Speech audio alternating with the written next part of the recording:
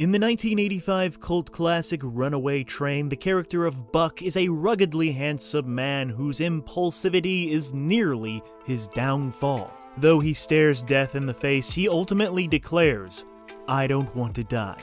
Manny, I don't want to die. I'm hurting too. At least you got shoes. Actor Eric Roberts had to go through a similar thing in real life, when he was staring death in the face. But this obstacle that Mr. Eric Roberts had to overcome in real life was not a runaway train, it was runaway cocaine. And real life Eric Roberts had to say to himself, "I don't want to die," as he fought to overcome his addictions. That's right, Eric Roberts, who portrayed Buck in this film, nearly had his career and even his life derailed as soon as the train left the station. A promising start steered him right into temptations that almost got the better of him, but his tenacity, tireless work ethic, and the support of others propelled him towards perseverance and helped him get back on track towards the most prolific acting career in Western cinema. But what stops were along the way? How is this man able to be in so many movies? And what's it like being known as the man who will be in anything? And what's it like being Julia Roberts' brother? So yeah, what the f*** happened to Eric Roberts? But to truly understand what the f*** happened to Eric Roberts, we must begin at the beginning, and the beginning began when he was born on his birthday, 1956, Mississippi, but his family soon moved to Georgia. He attended the American Academy of Dramatic Arts in New York City, and after honing his craft, Eric Roberts began landing small roles on the stage and screen. He made his television debut in 1974 with a role in a soap opera called How to Survive a Marriage. He was also on the soap opera Another World in 1977. Despite his hundreds of credits over 5 decades and appearances in major blockbusters, many people actually know Eric Roberts first as a soap opera actor, even though Eric Roberts himself says he's the worst soap opera actor ever. But he's not. Before we continue with our video, here's a reminder to click the Store tab on any of our JoBlo channels and browse our collection of the latest and freshest designs in our merch store. Go get you some. Eric's star potential was seen early on, and he made his film debut as the lead in the 1978 film King of the Gypsies. Roberts' performance in this film about family was well received by critics and earned him a Golden Globe nomination for Best Motion Picture Acting Debut. And he could also be seen in the TV movie Paul's Case, and Roberts would continue to showcase his emotional range as the love interest opposite Sissy Spacek in Raggedy Man in 1981. His character is one of the key figures that give Sissy Spacek the courage to start her life over again, and it wasn't long after that Eric Roberts found himself needing to start his own life over again. And as you know, back in the day, and still kinda today, Hollywood movie sets are just, covered in cocaine. And unfortunately, Mr. Eric Roberts fell victim to peer pressure and would partake in the illegal substance, and it would go right up his nose and into his brain and ruin his life. Children, don't do it! In June of 1981, Eric Roberts was in a car accident while high on cocaine that nearly took his life.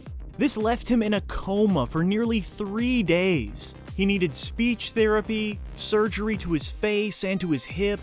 This forced him to walk with a cane and have surgeries throughout his life. The cocaine made this guy use a cane, which you can see him using here in The Dark Knight.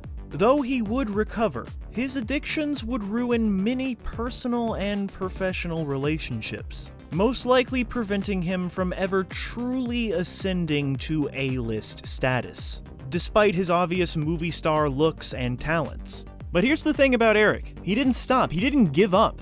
Every movie he makes represents him taking a step further towards being a better person. At least that's how I like to look at it. Eric Roberts was actually able to channel some of his inner demons into an absolutely chilling performance as a real-life murderer in the movie Star 80 in 1983. This movie actually recently got on everybody's radar again because of the Quentin Tarantino Roger Avery Video Archives podcast. So yeah, anything I'm going to say about this movie, Quentin already said it better, so just listen to him. And also watch this movie, Star 80. In 1984, there was the movie The Pope of Greenwich Village. Roberts delivers a standout performance as Polly, alongside Mickey Rourke. He took personal liberties with the character that caused some massive conflict with the original director, and Eric Roberts was being so difficult about this that he forced the studio to get another director. And they did, and the movie was good, so there. Then came The Coca-Cola Kid from 1985. This offers lighter fare than Eric Roberts' other work from this era. It's a quirky comedy, where Eric Roberts absolutely shines, letting everyone see his signature energy and charm. With its lighthearted tone and humorous performances, The Coca-Cola Kid is fun and entertaining. Then came the absolutely brilliant action film Runaway Train, which just may be Eric Roberts' signature performance from this stage in his career. He plays an escaped convict in this high-octane, action-packed thriller that earned him a Best Supporting Actor nomination at the Oscars, which, as you know, the Academy rarely shows love for performances in action movies. Yeah, man, you ain't kidding. But that just shows you how good Eric is in this film. While Eric Roberts may not be an A-list superstar in the West, this movie, Runaway Train, earned Roberts superstar status in Russia. This is due to the film being helmed by director Andrei Konchalovsky. And to this day, Eric Roberts can't walk a Russian street without being swarmed by fans. Eric Roberts is huge in Mother Russia. As Eric Roberts navigated the labyrinth of Hollywood in the 1980s, his career was marked by a series of roles that showcased his remarkable versatility and resilience. In 1986, he appeared in Slow Burn and Nobody's Fool, films that allowed him to delve into complex characters and further hone his craft. The following year, in 1987, he was in The Equalizer, a role that resonated with the show's large fan base, and he starred in Best of the Best, which, you know, is the best. He plays Andy and gives a performance that highlights his ability to embody the spirit of martial arts and personal triumph. The late 1980s and early 90s brought more opportunities for Eric Roberts to shine. He would get to share the screen with his sister Julia in Blood Red, although they never actually appeared on screen together. He delivered a thrilling performance in The Ambulance in 1990, and he also appeared in the TV movie Memphis. There was a standout performance in the thriller Final Analysis, and another TV movie, Fools Rush In. This dude could do movies on the big screen and the small screen, all at once. Roberts' career in the mid-90s was as varied as it was prolific. He joined the cast of The Specialist and delivered a critically acclaimed and emotionally charged performance in It's My Party. He also had a cameo appearance as himself in The Cable Guy, adding a touch of self-referential humor to his body of work. You could also see him in Prophecy 2 and another TV movie, The Shadow Men, continuing to choose roles that challenged him and captivated audiences, and kept him busy, away from drugs. As the new millennium unfolded in the year 2000, Roberts' presence on both the small and big screens remained strong. He joined the cast of Less Than Perfect. He also appeared in National Security, and we can't forget when he showed off his comedic talents in a film called Miss Castaway and the Island Girls, where he plays Captain Maximus Powers. This is a parody movie that allowed him to explore the lighter side of acting, and sometimes you gotta be smart to be stupid. And this is really stupid, which means it's really smart, right? So yeah, just when you thought Eric Roberts was gonna be stuck in this type of stuff, you know, really stupid stuff, he would hit us with another critically acclaimed performance in an absolutely wonderful indie drama called A Guide to Recognizing Your Saints, which absolutely demonstrated his range and contributed to the film's success. The late 2000s to the early 2010s were a testament to Roberts' enduring appeal and talent. In 2007, he would appear in the popular TV series Heroes, where his character resonated with fans. Then, in the year 2008, he delivered another critically acclaimed performance as Salvatore Maroni in the iconic, influential, mega blockbuster The Dark Knight. Although his role was small with limited screen time, Roberts made a significant impact on the movie's narrative. His portrayal as Maroni, a ruthless, cunning mafia boss, it really added depth and complexity to the film's criminal underworld. This performance could have come off as cartoonish, but Roberts, he just made it feel so real, which fits perfectly in the Christopher Nolan universe. His character's interactions with the Joker and Two-Face, they're so memorable, and they showcase his ability to hold his own against the most iconic movie villains of all time. So yeah, Eric Roberts, he was on a frickin' roll. Right after The Dark Knight, he would appear in The Expendables, another action-packed blockbuster, sharing screen time with a star-studded cast. And then he also was able to showcase his vulnerability and commitment to recovery by appearing on Celebrity Rehab. That's right, he's one of those celebrities. But, you know, the best of them. The best of the best. He had given up cocaine and alcohol by 1995, but appeared on the show for help with his reliance on marijuana and to raise awareness about addiction in general. Roberts continued to take on a variety of roles through the 2010s, from television roles in The Finder and Bullet in the Face, to films like Silver Case. And in 2013, he returned to soap operas with The Young and the Restless, while also appearing on CSI Crime Scene Investigation and the film Lovelace. He would do his thing on the legal drama Suits, and he would appear in Paul Thomas Anderson's Inherent Vice, which added to his long list of impressive credits, some more impressive than others.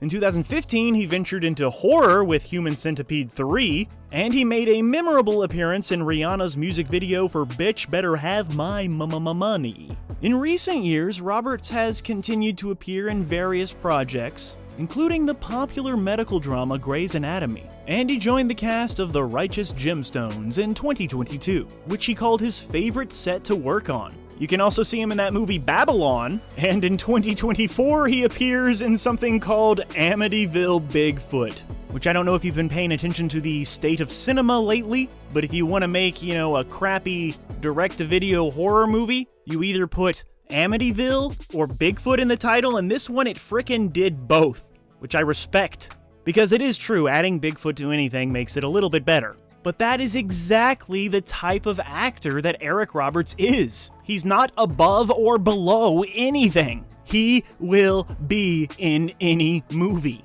And you know what? That's just a freaking beautiful thing. The year 2024 will see the release of Eric Roberts' autobiography, Runaway Train, The Story of My Life So Far. And yeah, that so far is apt and poignant, as this dude has over 80 upcoming credits in various stages of production. That's right, 80 more Eric Roberts projects are on the way. He isn't likely to slow down anytime soon. And if you asked him why he's so prolific, he would tell you that he loves the craft and the human connection. And you'd be inclined to believe him. And not just because he's so charming. The dude could sell fur to a Bigfoot.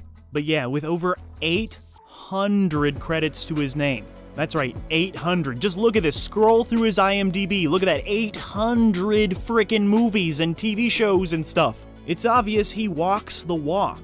But with him, it's more like he runs the run, often appearing on multiple sets within the same week, and even the same day. And it's not a big stretch to assume that his lightning-fast acting pace may also serve to distract his mind from some of the difficulties of his past, and from temptations to return to relying on substance use, as this is a common pattern for former addicts. Though I think the saying goes that there's no such thing as a former addict, but, I don't know. But the point is that Eric Roberts was able to take a deadly, destructive addiction and turn it into a productive, positive addiction.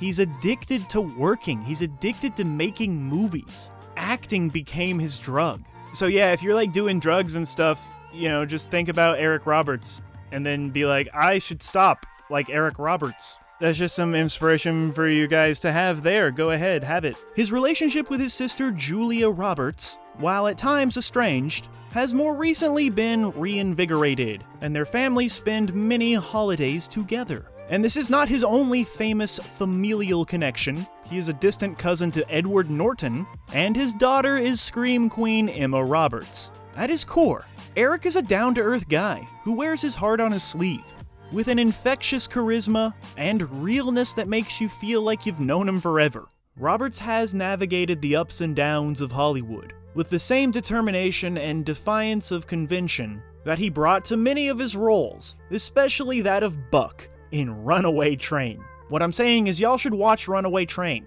His journey is not just a series of stops along the way, but a continuous evolution of an artist committed to his craft. So, despite his past struggles, nobody should give a f*** about what the f*** happened to Eric Roberts, because he's doing just fine. So far.